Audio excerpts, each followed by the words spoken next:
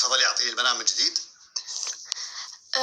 كنا ببيت ودخلوا علينا ناس معصبين، يعني حرمتين ورجال.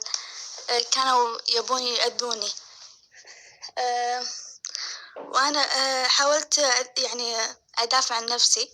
كان معي سكين، وأذكر كني ذبحت وحدة، وبعدين بس باقي واحد، الثاني انحاشت يمكن يحاول يلحقني كذي، بيحاول يصيدني بس أنا انحشت منه. وبعدين شفت أمي قاعد تولد وولدت بنت، قاعد أسميها على اسمك ملاك. بس هذا. أنت ملاك؟ أي. أنت والوالدة صحتكم زينة وبخير؟ لا. أنتوا على رقية ثنتينكم؟ أنا بس.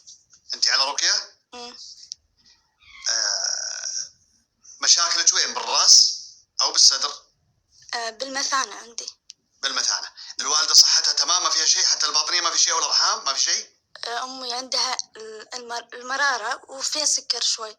طيب لا ما يخالف. أول شيء أسأل الله أن يمتعكم الصحة والعافية. الرؤية هذه مبشرة بمشيئة الله بزوال همك أنت واستقرار حالك. أنه هي تالد الأم وتجيب بنت وتقول بسميها بنفس الاسم، هذا يدل على استقرار حالك أنت بمشيئة الله سبحانه وتعالى. راح تتغير أوضاعك تماما، بإذن الله. استعيني بالله. كيف صلاتك يا ملاك؟ الحمد لله أحسن. يعني كنت مو محافظة بعدين بدأت تحافظين شوي.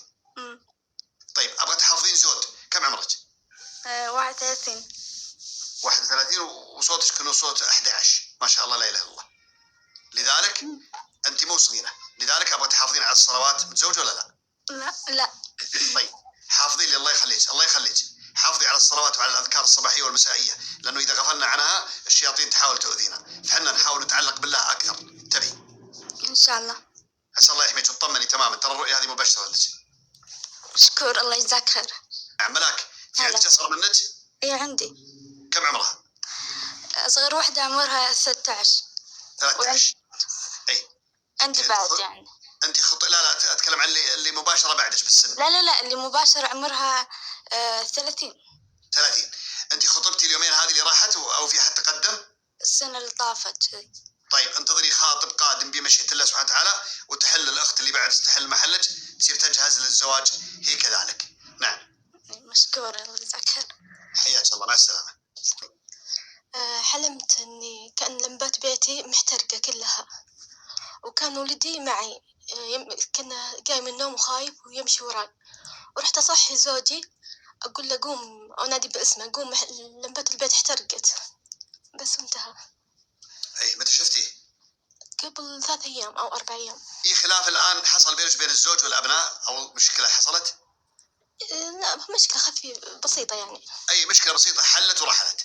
صحيح. نعم هذه انتهى. أوكي شكرا لك.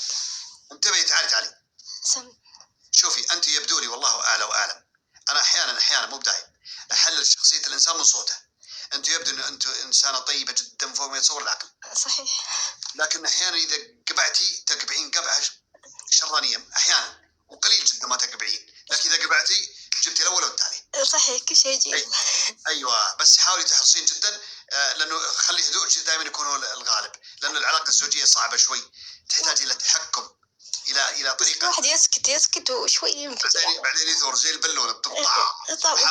صحيح شكرا لك. خذي بالك، استودعك الله. حياك الله يا فندم. السلام عليكم يا شيخ. عليكم السلام ورحمة الله، حياك الله. يا شيخ أنا عندي حلم أبيك تفسره. عندي حلمين. الحلم الأول إن كنا ببيت جدتي وكنت في الحوش،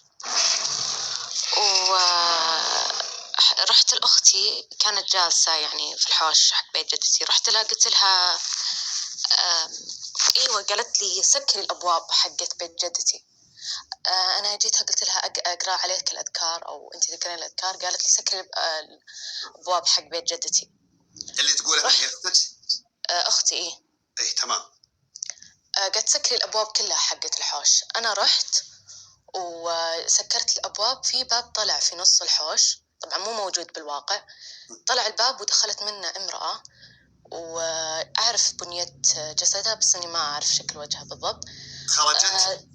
أيوة، طلعت من هذا الباب، دخلت البيت. دخلت بيتكم؟ أيوة دخلت الحوش. دخلت هذه المرأة وبإصبعينها الثنتين ضغطت سري، وكان يعني مؤلم، يعني كان في الحلم مؤلم، كنت كأني أحسه بالواقع. وأنتهى الحلم يا شيخ بعدها. تمام. أنت والأخت اللي شفتيها بالمنام متزوجات ولا لا؟ لا بس أختي الحين متزوجة. أنت تحاولين تغلقين أبواب شر وأبواب فتنة في البيت وأبواب حفظ، وكأنه تغلقين أبواب السر عندكم في البيت، تمنعين خروج أسراركم. أيوة، اللي ما تخرج برا البيت أيوة ما أقولها. نعم. احذري فقط. الحمد لله، الرؤيا شيء طيب انه انت قاعد تغلقين ابواب شر. الشيء الثاني يهمني في الموضوع هذا كله انه الله اعلى واعلم انه في احد يحاول انه الوصول الى سر من اسراركم، الى سر من اسراركم، وانت ترفضين هذا الشيء وتمنعينه، وراح تمنعينه بمشيئة الله سبحانه وتعالى. فكوني حذرة جدا من اي امرأة تبحث عن اسراركم او تكتشف عنكم امر من الامور الخاصة في اسرتكم. نعم. طيب. اضف الى ذلك، شوفي اختي الغالية، أضف إلى ذلك أن احنا نبي زي ما عودناكم دائما أنه في بعض المنامات أرى فيها جزئية معينة أنه يجب علينا أنه احنا نحافظ على صلاتنا، نحافظ على أذكار الصباح والمساء، نحافظ على كلمة التوحيد. مهم جدا أن احنا نتعلق بكلمة التوحيد، أعظم كلمة تقال على وجه الأرض. نعم. إيه. صمود، يا هلا وسهلا يا صمود. شكرا لك، شكرا يا صمود. لا إله إلا الله. تفضل. السلام عليكم. عليكم السلام ورحمة الله. كيف حالك يا شيخ؟ الله يسلمك. شكرا يا أبو حسام. أنا حلمي قصير يا شيخ مرة. حلمت إني يعني حاضرة في وليمة عشاء تقريبا، وجالسين على السفرة، كان على يميني وعلى يساري ناس أنا ما أعرفهم، بس اللي جالس مقابلي بالضبط يعني شخصية مهمة في المجتمع. نعم. مرة يعني اسمه كبير في المجتمع. نعم. وكأنه قاعد يقطع لي قطعة لحم وأنا آكل منها، ويقطع لي ثانية وآكل، وهكذا لين صحيت. أنت مقدمة على وظيفة أو أي أمر من الأمور؟ أنا الحين متوظفة، بس وظيفة يعني راتبها مرة بسيط، وقدمت على واحدة ثانية. طيب، هذا رزق وتوفيق من الله سبحانه وتعالى، وربما في أمر يدبر لك في خير، طبعا يدبر لك في خير عن طريق أحد يستطيع أن يفعل إذا قال، فيتحقق لك أمنية، والله أعلى وأعلم. أسأل الله ذلك. إحنا كلمنا يعني واحد وننتظر منه الرد. يجيكم الرد إن شاء الله على طول مباشرة، إن شاء الله إيجابي، وراح تفرحين فيه إن شاء الله. يا رب يا رب. حتى والله يعني مفسر ثاني قال لي نفس الكلام. الله يسعدك يا شيخ. وليش تفسرين هناك وهنا؟ لا تخليني أفصل عيش الحين أطير قرونك. أبغى أطمن أكثر، أبغاها تجيني. وين طمنين؟ أنا قبل شيء قلت أنا ما أحل ولا أبيح اللي يفسرون يجوني. والله أني ما سمعتك، والله ما سمعت. تقعدون تختبرون حنا الرقى، ليش تختبرون؟ والله أني ما دريت وما سمعتك. يلا عموما هذه بشارة خير، انتظري إن شاء الله الفرج والإجابة إن شاء الله. الله يكثر خيرك. خيرك حرس. مع السلامة. اللي بعده. أيوة، السلام عليكم. جرة عسل. حياك.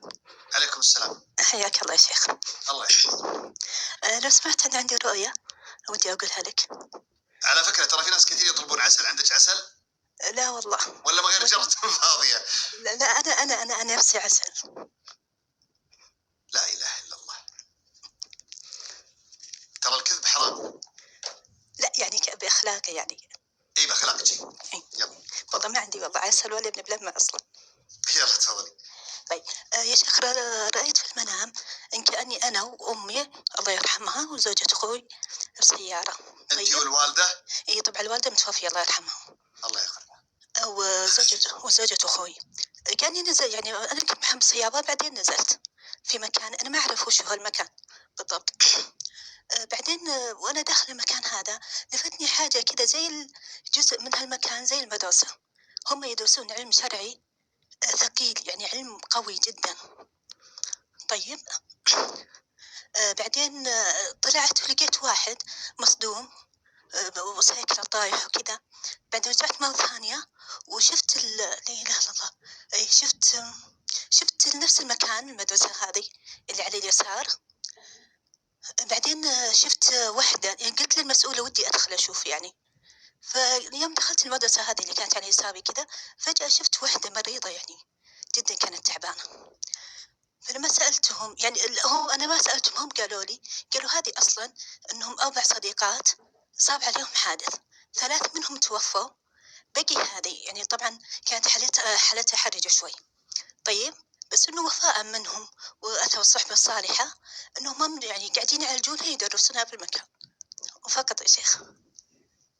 طيب أنت موظفة؟ لا لا لا. أنت تدرسين بالعلوم الشرعية أو درستي بالعلوم الشرعية؟ أنا تخصصاتي الأساسية ليست شرعية، ولكني توني داخلة دورة معينة يعني في الصحيح البخاري يعني. أي تبحثين عن العلوم الشرعية وتبحثين في هذا المجال؟ أي نعم، ولكن تخصصاتي الجامعية مختلفة تماما. لا يهمني اللي أنت تبحثين عنه وشو؟ الحديث صحيح البخاري.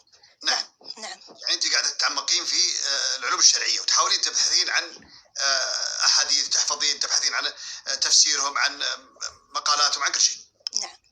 طيب أسأل الله أن يثبتك يا حي يا قيوم. وربما والله أعلى وأعلم أنه أنت تعملين بمجال قريب من مجالك اللي أنت فيه، ولكن ربما يكون اتجاهك القادم في العلوم الشرعية وراح تكونين مؤثرة جدا، وربما تنقذين أكثر من سيدة بهذا الأمر اللي أنت تبحثين عنه. أسأل الله ذلك. وكذلك أنا فعلا ما قاطعك، أنا فعلا داخلة معلمة حلقة عن بعد بتطوع يعني. أي ما شاء الله تبارك الرحمن. مع أنه أنا يعني تخصصي أبدا مختلف يعني. أنا قلت تخصصك يختلف، ولكن أنت تبحثين في هذا المجال وربما تصيرين مؤثرة جدا في هذا المجال رغم أنه مو بتخصصك أصلا. اي فالان حتى كل طالباتي اللي عندي وكل اللي اعرفهم كذا فكنت ارسل لهم الرقية تبعك يعني. اي ما شاء الله، قلت لك انت راح تكونين منقذه بعد الله سبحانه وتعالى لاكثر من سيده بالعلوم الشرعيه اللي انت قاعده تنهجينها، وراح تكونين مؤثره بتاثير ايجابي فعلي حقيقي على ارض الواقع، وراح ينقذ بمشيئه الله سبحانه وتعالى اكثر من بنت او اكثر من سيده في المجتمع، وانت المتسببه في ذلك. اسال الله ان يجمع لك بين الاجرين.